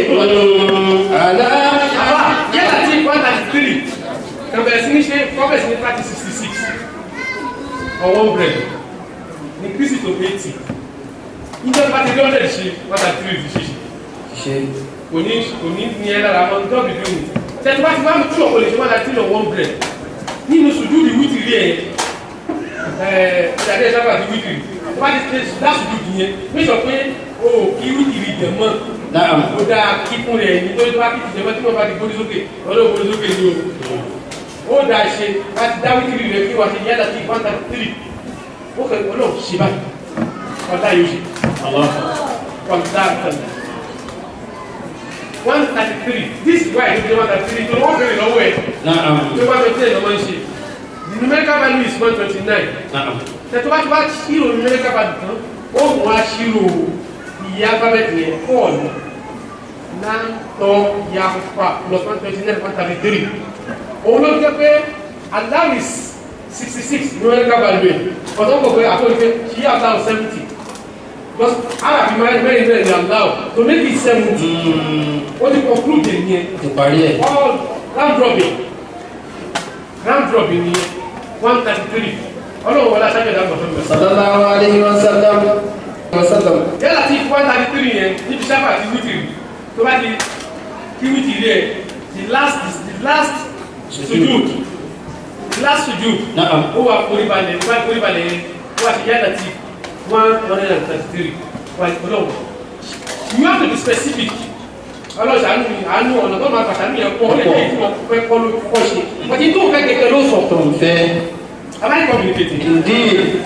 Ọlọ́run ṣe báyìí fún un ó sì gbọ́dọ̀ sókè ó sàlámù ó ṣàtayọ́ sàlámù yẹn láti 133 èmi ló mú pé 133 níbo láti ṣe orí ẹ̀mí lórí láti di wítìrì ó sì ní mílíọ̀nù ṣe tán lẹ́yìn yẹn ókè wọ́n yóò wọ́n bẹ̀rẹ̀ ní àmọ́ a sì tó lè la olè tó bá wù ní ẹ̀kọ́ kan tẹ̀ ṣe kẹ̀kẹ́ ẹ̀kọ́ tí ẹ̀jẹ̀ tó kí lọ́bí máa kọ́ ní when you are on your suju your breathing lasts longer because you have that continuity as a duty work there you get it you bow down for you and you come near you come near very fast láti orí tẹ̀lẹ̀ suju yẹn láti tó ti yé wa last minute kí tó gbé bẹ fún kalẹ̀ àwọn káàdé pé wọ́n àwọn fún wa lómi 100 ẹni wá kọ́ dé ọkùnrin ọkùnrin snacks àwọn tó snacks ìgbà specially lọ́pọ̀ àwọn tó oríṣi ibi mẹ́rin márùn ló ti dì báyìí gbogbo yín ọlọ́run bá dúpẹ́ fún yín o àwọn adáwà ní club of 5,000 is the first Islamic or Nigerian artist tó kájà àkàmọ́ lórí television is the first one bí wọ́n ti mọ̀ gbọ́dọ̀ kà lóko wọ́n ti rọ́ o bí wọ́n ti mọ̀ gbọ́dọ̀ kà àti àti mo ṣe fún dọ́wọ́ bí bá ṣe gan ní ìsìnkú lè tó bẹ́ẹ̀. Aláàmú báyìí. Àmín.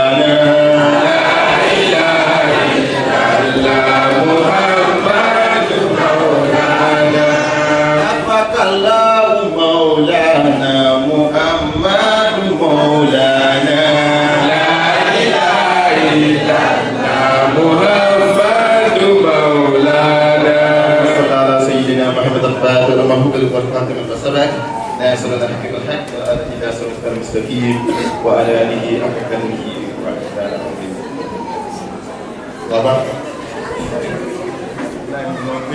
Àwọn dárí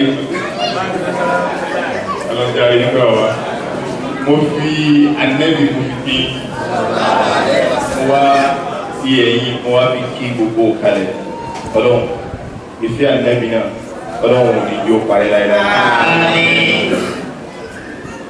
Gbogbo ọ̀rọ̀ bàbá náà ní padà lò àtọ̀rọ̀ àfáà mi Túndé. Àkọ́kọ́ bẹ̀rẹ̀ gbogbo ń tẹ́dà ó bá dà láyé kọ́kọ́ lọ mọ̀ pé tó bá ti jẹ́ ẹni tá yóò mọ̀ ní ẹ́ tó bá ti jẹ́ olókìkí ní ẹ́ gbogbo ayé kọ́ ní ó bá ọ̀ ọkọ̀ ní ó takò nǹkan tó ń ṣe àmọ́ mọ̀lẹ́lẹ́ṣẹ́ra Ibrahim tó parí ọ̀rọ̀ wákàfà ní tọ́ àìbá yà ọgbà ọ̀pọ̀lá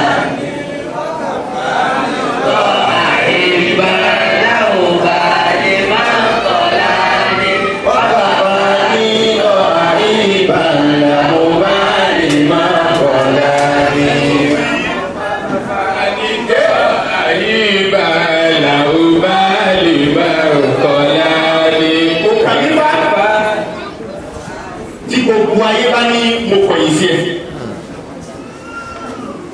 kódà kí gbogbo ayé ní ìyí tó gbé dání àfẹ́ ìfẹ́ ànẹ́bì nìkan ti kókó máa sallallahu alaihi wasallam tó bá jẹ́ lóòótọ́ aláyé lọ́run ànẹ́bì sallallahu alaihi wasallam òun gangan ní jáyé téèyàn wá para rẹ̀ mọ́ sínú ayé òun ẹjọ́ ayé wo ló tún kù tí ó rẹ̀ ti èèyàn nígbà tí ayé tọ́lọ́ ní mo pamọ́ sínú ẹ̀ àbí mo tọ́ sára rẹ̀ gbogbo tí mo dà gbogbo tí n tún dà lẹ́yìn ànẹ́bì àtàwọn bàbá tó dòkó ẹ̀ kò sí nǹkan mìíràn.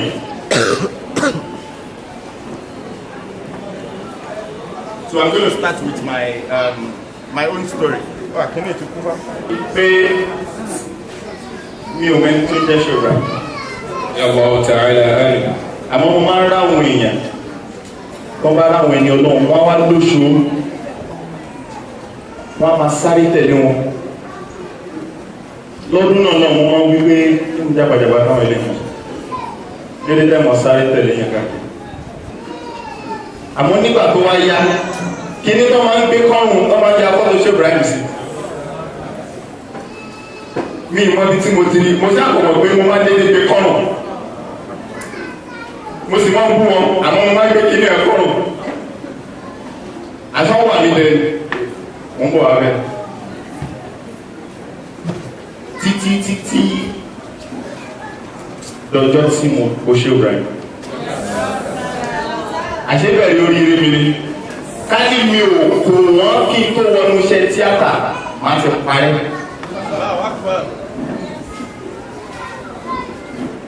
nítorí ọdún náà tí mo bẹ̀rẹ̀ acting kọ́rọ̀ náà wá lé bá sáré lọ báwọn ṣe pé tí bá ti máa bá lọ rè mo lè lọ 10 days ní mọ́rí wọn náà wọ́n nígbà lọ́mọ sá mo bá bẹ̀rẹ̀ mo sá títí ìgbọ́jẹ̀ mo bá tó padà lọ ẹ̀hún tẹ́ fún mi ẹ̀mí ò sá wọ́n ní ìwọ tó o bá ti tọrọ kó o fẹ́ mọ náà o fẹ́ wà yóò kọ́kọ́ dán wò náà yóò wò ó yá ó dúró àbó òní dúró àbó tó sálọ. ohun tó sàn náà padà lọ dún mọ́ tó bá yá yóò ṣe. mo tún wá padà sí díẹ̀ wọ́n á bá lọ bẹ́ẹ̀. I didn't start receiving good money until, let me say, last year. Last year was the first time I am going to be paid 100,000 for a movie.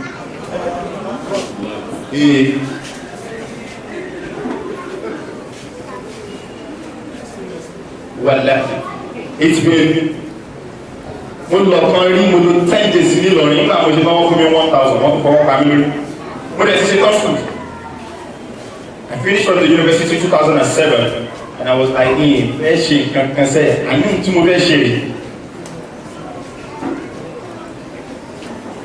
I was given 1,000 after 10 days.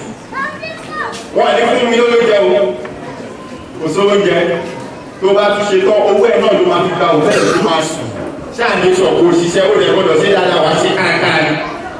Ṣé tó bá tún ṣe tán wà tún lọ dúpẹ́ lọ́wọ́ àwọn tó ń pè ẹ́ tí wọ́n fún ọ lówó yóò tún lọ dọ̀bálẹ̀ pé ẹ̀ṣọ́ sọ lọ́wọ́ ní kí n tó padà wá ṣe. Ẹ pè mí fún mi torí Ọlọ́run ẹ̀jẹ̀ tó padà wá. Màá tún wá yáwó mọ́tò, màá tún wá lọ. Gbogbo stéèjì kan náà bẹ́ẹ̀ mo ń ṣe láti fi wá pè mí lọ́jọ́ kan pé wá. Nǹkan ṣe. Mo ti ṣe tán sí iná àti ẹ̀ ti gbọ́kàn yẹ pé tó bá ṣe tán o. Gbogbo àwọn tó wà lẹ́yìn rẹ̀ yìí o. Tí wọ́n bá ti bẹ̀rẹ̀ iṣẹ́ o, ó máa ṣiṣẹ́ wà tó máa ran àwọn òbí ẹ lọ́wọ́. Kí ni nǹkan tó ta kú sí tó ṣe bàbá ìdásòkè?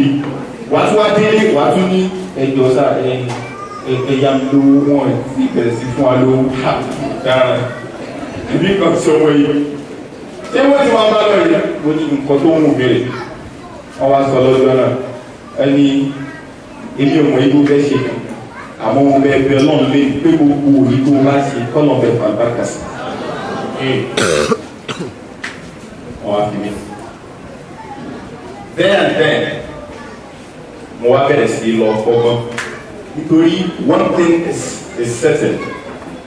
Whatsoever you want to be, I don't know what anybody wants to be. Tí mo bá bá wọn young youth sọ̀rọ̀ nígbà mi, màá bẹ̀rẹ̀ pé what do you want to be? I want to be a star. Oh wow. Isn't that good? You want to be a star? I do not want to be a star. Nítorí star, alẹ́ nìkan ní òjáde, tí lè bá ti ṣú. Ní wọ́n wà jáde lójú ọ̀rẹ́ wọn mọ̀ rí, ìgbà yìí nìkan lẹ́lẹ́, tí lè bá ti mọ bẹ́ẹ̀ ojú ọ̀hún ṣe ẹ̀ lórí. Ṣé wọ́n fẹ́ máa lo fẹ́ máa bọ̀ ni? I want to be a celebrity. I want to be relevant. Then, the minute you ask yourself what you want to be, two things will come to your mind. Whatsoever you want to do. Like I feel, okay, I want to be an actor. Two things come to my mind at that time. It is very possible for me to be an actor or a musical artist, and it's possible for me to blow. And it is possible for me that I will do it and I will not blow. Nobody will know me. Those two things will come to your mind.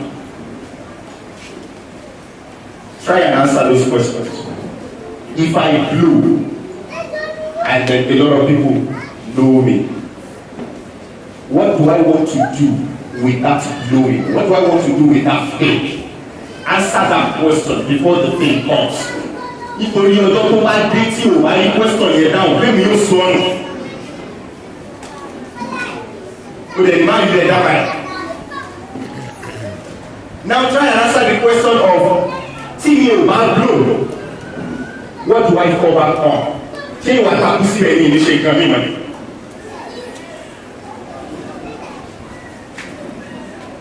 First thing first that we all should always do. This Sufism call, be aware of yourself. Do you know who you are? Torí kò bá mọ ara rẹ̀, o ní mọ ìlú fẹ́ ṣe bẹ̀. Wà á kọ́ máa mú ìjúlẹ̀, wà á mú ìjúlẹ̀, wà á mú ìjúlẹ̀. I was able to answer all of those questions. When I've been in the entertainment industry and I started having fame after 16 years.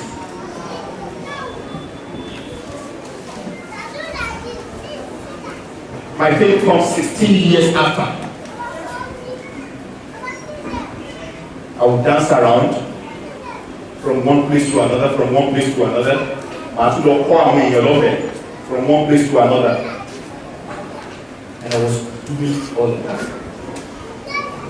Àmọ́ tí bá ṣe nǹkan mi, inú mi èé dùn tó tí bá bẹ̀rẹ̀ tí bá ṣe tí mo ṣe. Mo lè fẹ́ sí dání, ẹ̀yà mi wá bẹ̀rẹ̀ sí já pé actor Islam, kí ni yóò lè pàkó làákàyàwó yẹn? Nítorí ọjọ́ tí ń bá act tí n bá ṣe èyí tí ò jẹ́ kí n ṣe lílànà ẹ̀sìn nínú fíìmù táwọn èèyàn nílẹ̀ ẹ̀wà bá kó lè ṣe láfààrí omi fi ń ṣẹlẹ́yà àyà mi já mo súnmọ́ àwọn àgbàlagbà wọn lọ́dọ̀ sọ́dọ̀ àwọn ṣe òpin èyí tó ń dẹ́rù bà mí rè bóò ní ṣe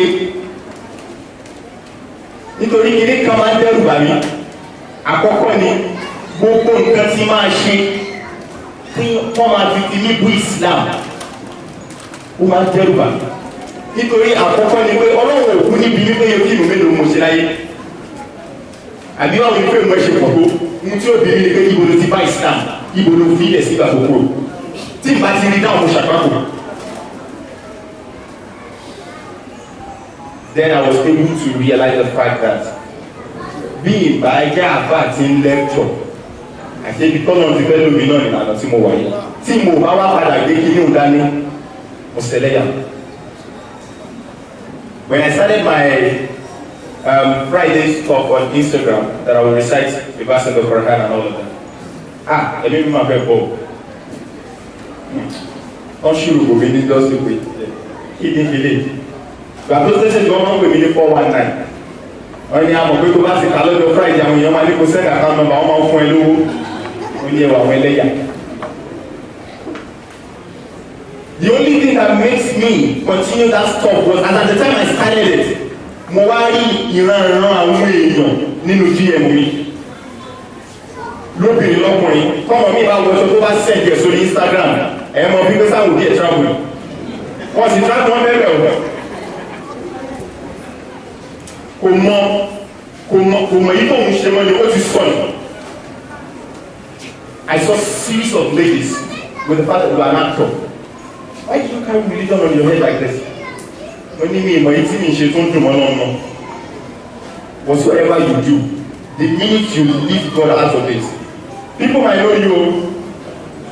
That is not the knowing I want. What is the essence of the whole world knowing me? And Allah does not know me. Why? Why am I existing?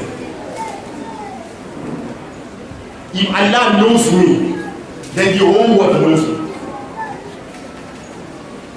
And that's about the most important. Mo wá mo lóògùn gbódò.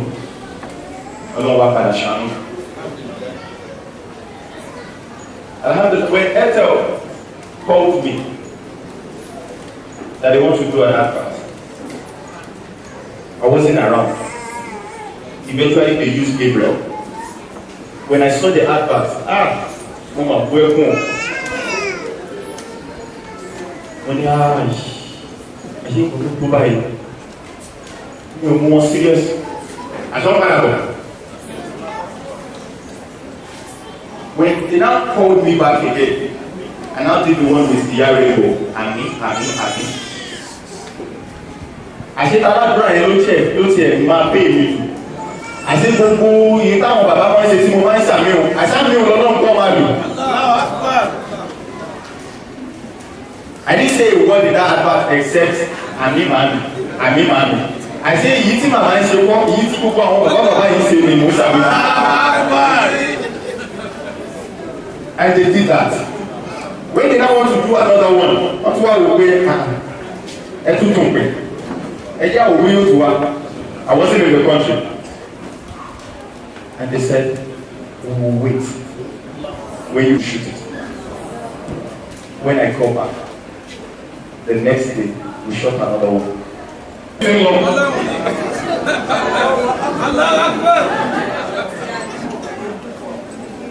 When that one now comes, I now told them, they meet me on stage. I say, come to Kibi. Then I said, okay. We will hold you down for 3 years. We will endorse you. I was shocked. When we now want to do this one that we did, our very need power in Moshima Mora, need there is a party in the Yadu Gate. Our quash of Titimawa. Gbogbo aṣọ tó ń mú wá kò tẹ́ àwọn ọ̀hún aṣọ yẹn lọ́rùn pé ló aṣọ wẹ̀. Wọ́n wá lọ sí Instagram page. Wọ́n wá lọ mú àwọn ọmọ rẹ̀. Ìbá wọn bá wọ̀ ọ̀kan lẹ́bẹ̀ wọ́n wá lọ fi hàn àwọn costume àwọn pé see him on a natural day tó bá múra àwa fẹ́ ṣe nǹkan tó jẹ́ pé gbogbo ayé ló máa rí ẹ wá kóró aṣọ báyìí wá ẹ lọ wá nǹkan tó jọjú ẹ lọ wá wá ìgbà tí wọn wá rí sọlọ́n tó fẹ́ jẹ́ ń gbé bámi Ghana wọ́n sọ fún ọ pé don't worry let me dress in my way wọ́n bá tún mú wọ́n bá tún kàn bẹ́ẹ̀ wọ́n bá tún kàn máa wọ́n wá jáde sọ wá ní ilé iná ló máa lò bí mo tún ṣe kàn fìlà mẹ́nu tí mo fi ya this advert tí mo yà. What am I saying today is the fact that I was able to know where I'm going. I had series of challenges till this minute. Okay, when I say I want Baba, I've been seeing in the last 2 weeks. Mo kò lè dédé lọ́la kí bára mi pé mo lè dédé lọ́la kí bára mi mo kó sí. Kí ló dé bá? Abẹ̀rẹ̀ sí ṣáà akakura abẹ̀rẹ̀ àti bá àṣà wọn. Títí bẹ́ẹ̀ Èkìtì state governor wá pè mí kí wá ṣe MC fáwọn àwọn ọmọ wọn. Láàárọ̀ ọjọ́ tí máa kó lẹ́kọ̀ọ́ nǹkan tí mo lálẹ́ rìn. Wọ́n á pa àwọn ṣe ní báyìí. Wọ́n ti lò yẹ ká ṣe báyìí gbogbo gbéra wọ́n ṣe tán ó yẹ kí n jí kúrò lẹ́kọ̀ọ́ bíi 7 wọ́n ní dúró di nǹkan bíi 12 àti di 12 kọ́ ní ọjọ́ ìsìnkú máa lọ àbúrò ìdíṣẹ́ mo lọ Saturday Thursday yìí mo kúrò lẹ́kọ̀ọ́ mo padà torí mo ní MC lábẹ́kúta ní Friday mo wá kúrò ní Èkìtì yẹn ní Friday mo lọ sùn wá pé kí n lè máa jí lọ sí Abẹ́òkúta Friday ní Saturday nígbà tó di Saturday mo ti tají láàgbó 2 òru mi mọ tó ṣe mí mo tají ara mi ò balẹ̀ mo wá déléké mi kọ́bá bí pé kí ló pa mí pé mi ò mọ́ àṣàrà ń sọ̀rọ̀ fún mi wọ́n tún mú tẹ́sífà ní nǹkan mi mo ṣàṣe síkè títí ibi 6 ara mi ò délẹ̀ náà a ní ẹwù mi ò fẹ́ wá mọ́tò lára rẹ̀ mi ìfẹ́ wàrà ẹ bá wíyàn kó wá gbé mi àti ẹwíyàn kó gbé mi lọ sábẹ́ àṣẹ kú mi tún ni wà bọ́ sọ́nà ara mi lọ tíkọ̀tíkọ̀ náà títí kí kọ́ bí 8 o'clock ìṣẹ́ òkè bọ́ sọ́nà wọ́n á pẹ̀lú wọ́n á gbé mi ẹwà mọ́tò ìgbà kọ́kọ́rọ́ ẹ̀yẹ ìjókòó sẹ́yìn sáwọn ó wá lọ ẹbí àlọ́ àwọn bá tàbí ká ọwọ́ ní mọ́tò àwọn àlọ́ lọ́nà téèyàn bá gba ọ̀nà àpáta ń bá ìtàn tó fẹ́ gbà jáde sábẹ́ àwọn mọ́tò tó máa ń pérò yìí ó ti pérò tán wọn ò ní bó ẹ̀rẹ́ kan tó bọ́ sí títì ó ti kú èrò ẹ̀ tán ọlọ́kadà kan bọ̀ pẹ̀lú obìnrin kan tó gbọ́ ọmọ 3 years dání lẹ́yìn fún sáré bọ̀ àwọn ń lọ báyìí èmi ń lọ báyìí gẹ́lẹ́ tí ẹ jáwọ́ sí títì pẹ̀lú spíìdì tọ́lọ́kadà yẹn mú bọ̀ kò lè kọ̀ntú ara ẹ̀ gbà tán bára wọn ṣíṣubú tán ṣubú sílẹ̀ mọ́tò mi ló fèsì wọn báyìí kálẹ̀ mi mo wá mọ́tò yẹn fúnra mi kò sí àní fúnra mi ní lọ tẹ̀wọ́n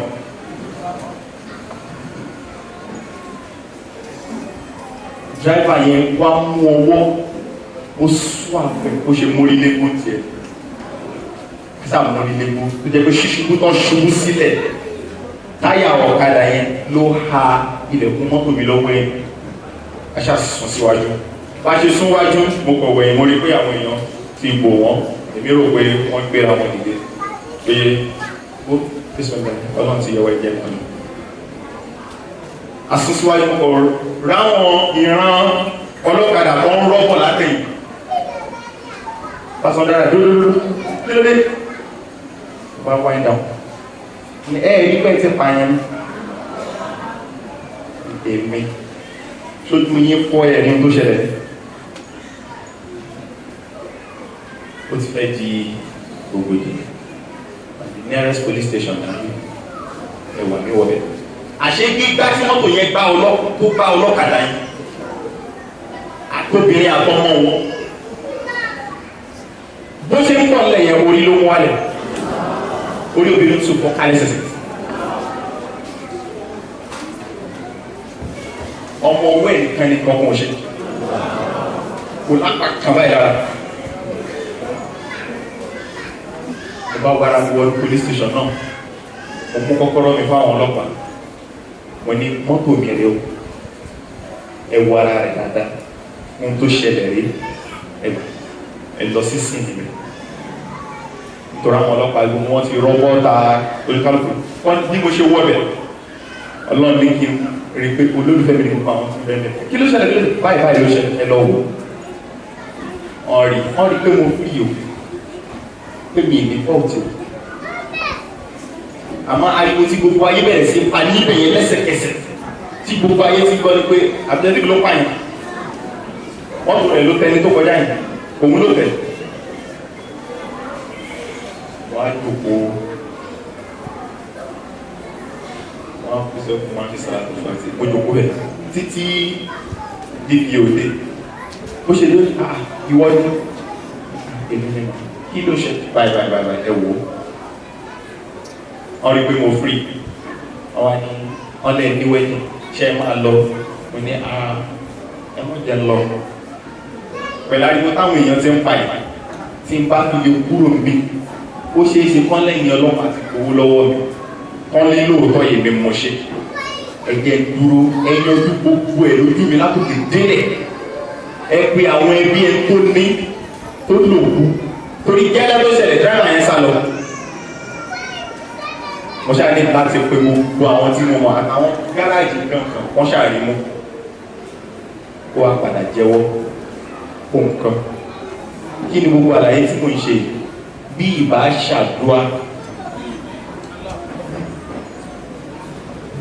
ṣàdúrà